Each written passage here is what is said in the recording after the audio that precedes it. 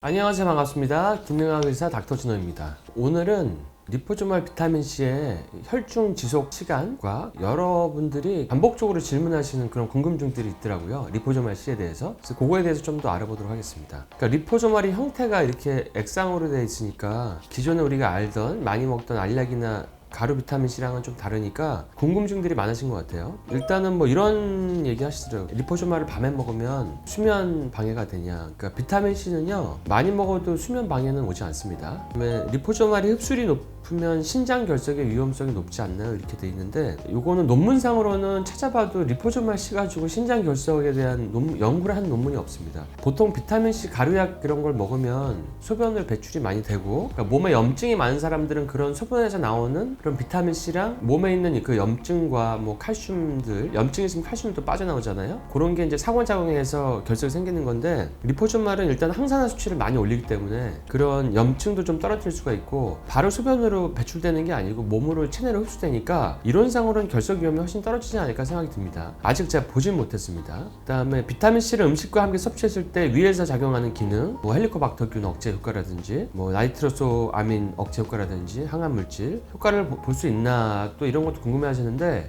리포소말은 사실 더 효과를 볼 수 있죠. 왜냐하면 그러니까 위 벽 점막에만 작용하는 게 아니고 어차피 몸에 흡수가 돼서 농도가 높아지면 우리 몸 전체에 작용하기 때문에 혈중 농도도 올라가게 되기 때문에 이런 헬리코박터균을 억제하거나, 그러니까 위 벽에 있는 그 항암 물질들 이런 것들 억제한 효과들은 더 올라간다고 보시는 게 맞을 것 같습니다. 이것도 많이 물어보세요. 공복 때 섭취해도 되시냐는데, 공복에 섭취해도 상관없으십니다. 우리가 활력을 나게 하려고 그러면 아침에 모든 호르몬들이 올라가는데 그 비타민C가 많이 필요하기 때문에 비타민C를 이제 기상해가지고 공복에 드시면 더욱더 활력 있는 하루를 사실 수 있겠죠. 그리고 혈관이 잘 안 잡히는 분들, 이런 분들은 이제 리포소말 C를 드시면 좋죠. 그리고 저희가 지금 그런 거 실험 영상을 하나 준비하고 있어요. 그 리포소말 C를 대량 복용했을 때랑 비타민C 링거 맞았을 때랑 또 뭐 리포소말 C 그 제품당 그 레시틴의 비율이 다르거든요. 그 둘러싸는 레시틴이 1:3 비율, 좀 많을수록 흡수가 잘 되거든요.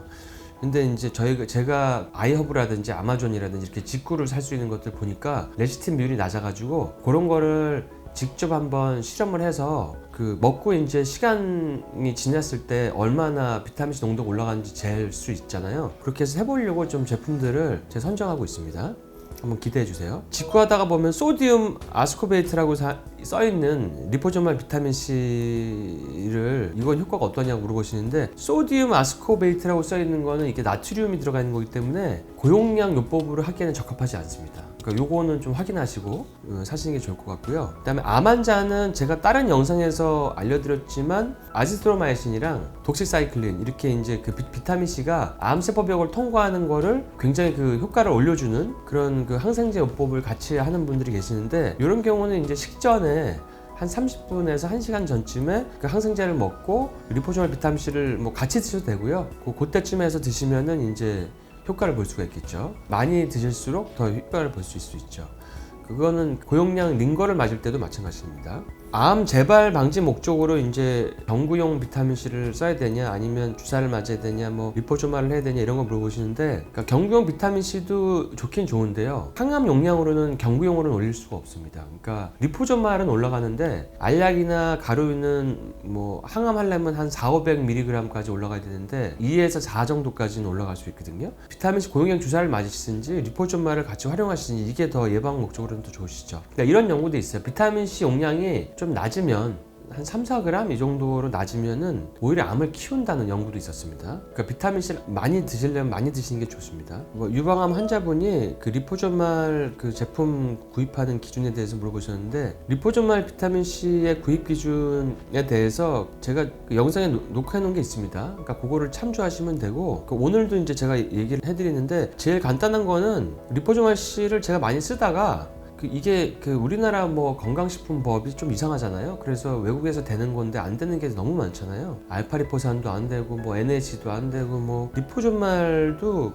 국내에서 안 돼가지고 이게 제재가 많아서 그동안 못 썼는데 요거를 쓸 수 있게 어떻게 됐어요. 그래서 허가를 받아서 저희가 지금 자체로 이제 이런 거를 제작해서 쓰고 있기 때문에 이건 그냥 리포조말 C를 검색해 보시면 나올 것 같은데요. 리포조말 C를 저희 몰에 들어가서 보셔도 될 것 같고, 거기는 이제 제가 선정된 기준으로 만든 리포조말 C가 올라가 있습니다. 그리고 또 많은 질문이 천연 비타민 C와 합성 비타민 C에 대해서 어떤 게 더 낫냐, 뭐 리포조말은 천연은 아닌 것 같은데 뭐 이런 얘기를 하시는 분들이 있는데, 근데 천연 비타민 C가 있는데 항암 효과라든지 대상포진 이런 거를 완화시키기 위해서 필요한 고농도 비타민 C를 섭취하기 위해서 합성 비타민 C는 고용량으로 먹기는 좀 부적합합니다. 그래서 뭐 항산은 능력은 좋긴 한데 고용량으로 비타민 C를 올려야지 될 경우에는 리포조말 C나 닌거를 맞으시는 게 좋습니다. 그리고 차라리 천연 비타민 C보다는 합성이라도 원료만 괜찮으면은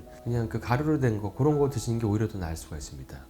천연은 고용량 하기에는 좀 적합하지 않다, 이런 의견도 있었어요. 암 환자가 고용량 비타민 C를 맞고 암세포가 더 커졌다는 의견들이 있다. 그 이유인 즉슨 포도당과 비타민 C 분자가 비슷해서 암세포가 비타민 C를 당으로 인식해서 포도당을 먹으려고 그러는데 비타민 C를 먹어서 커졌다 그러시는데, 사실은 이 원리 때문에 암세포가 사멸을 하는 거거든요. 그러니까 거꾸로 알고 계신 거예요. 그러니까 비타민 C랑 포도당이 비슷해서 암에 먹인 포도당 대신에 비타민 C를 암세포 안으로 섭취를 하죠. 흡수를 하고, 그래서 암세포가 이제 파괴되는, 사멸하는 그런 원리입니다. 그러니까 리포조말의 흡수력이 어떤 분들은 되게 좋다고 하시고 어떤 분들은 좀 낮다고 하시는데 그 차이는 저번에 얘기했지만 비타민 C를 둘러싼 레시틴의 함량에 따라 차이가 있어요. 그거를 꼭 참조해 보세요. 1대3 정도의 비율이 가장 흡수력이 좋은데, 비타민 C를 완전히 둘러싸야 되는데 비타민 C보다 레시틴 비율이 3배가 높아야 되는데 그게 아니라 훨씬 낮은 경우도 많거든요. 그런 경우는 이제 리포조말 흡수가 여기 떨어지는 거죠. 그러니까 논문에서 어떤 리포조말 비타민 C, 레시틴 비율이 어느 정도 되는 리포조말 비타민 C를 써는지는 알 수가 없으니까 그건 나와 있지 않더라고요. 그렇기 때문에 나오는 오차가 아닌가 그런 생각도 들고, 뭐 레시틴 같은 경우는 많이 들어가도 레시틴 자체가 뭐 간 해독도 하고 뭐 뇌 기능도 좋게 하고 피부도 좀 건조한 것도 낫게 하고 이런 효과들이 있기 때문에 드셔도 이제 좀 많이 드셔도 괜찮은 성분이니까 그런 부분에서도 괜찮습니다. 그리고 리포조말 C를 얼마나 먹어야 되는지 또 물어보시는데, 리포조말 C는 사실 뭐 많이 먹어도 설사를 안 하니까 사실은 많이 먹을수록 좋거든요. 연구 논문 같은 걸 보면 하루에 36g도 먹고, 저희도 이제 그런 실험을 지금 하고 있는데, 근데 36g씩은 그건 진짜 다급한 분들, 암 환자나 이런 분들은 그렇게 드셔야 될 수도 있겠지만, 일반 분들은 뭐 그렇게 드시면 너무나 이제 가격도 많이 나오고 비타민 C 때문에 배부르고 그럴 정도 되기 때문에, 보통 분들은 하루에 리포조말 C 기준으로 한 1-2g 정도면 충분하다고 생각합니다. 보통 한 5배에서 8배 정도까지 흡수력이 올라가니까 그렇게만 드셔도 거의 한 5에서 한 16g 정도 먹은 효과가 날 수 있기 때문에 1g 정도 드시는 걸 추천드립니다. 그리고 이제 속쓰림 때문에 비타민 C 드시는 거를 조금 힘들어 하시는 분들이 있는데, 중성화 비타민조차도 속쓰림으로 중단하시는 분들도 있거든요. 근데 그런 분들은 일단은 위가 안 좋은 거예요. 비타민 C가 안 좋은 게 아니라. 그래서 위벽을 복구시키고 위를 튼튼하게 하는 그런 비타민 C가 약간 좀 그러면은 요오드나 비타민 A나 아연이나 이런 위벽 복구하는 거, 글루타민이나 이런 거를 좀 드시고 식단 관리를 잘 하시고, 또 위산 저하증 있으면 위산 저하증 해결하고, 헬리코박터균 있으면 그거 해결하고, 이렇게 해야지 위가 안 쓰리거든요. 보통 대부분은 리포조말 비타민 C를 먹었을 때는 속쓰림이 없습니다. 중성화 비타민도 그렇고요. 근데 이 부분은 위가 많이 안 좋으신 것 같아요. 그리고 이제 비염이 좀 심해가지고 리포조말 비타민 C 고용량에 대해서 질문하신 분도 있는데, 그러니까 비타민 C는 원래 닌거라든지 매우 고용량으로 먹으면은 항히스타민 효과가 있어서 알러지가 좀 가라앉는 효과가 있습니다. 그래서 많이 드셔도 상관이 없고요. 근데 효과가 또 없는 분도 있어요. 그러니까 드셔봐야 알고요. 앞으로 나올 앞타민 C 같은 경우는 알러지가 효과가 훨씬 더 리포조말보다 좋습니다. 그거는 약간 좀 다른 면이 있고요. 그거는 참조해 주시면 될 것 같고, 많이 안 먹어도 되더라고요. 앞타민 C는. 그리고 리포조말 C는 알러지에 또 드라마틱한 효과를 보이시는 분들이기 때문에 용량을 조금 많이 드시면 도움이 될 수 있습니다. 한번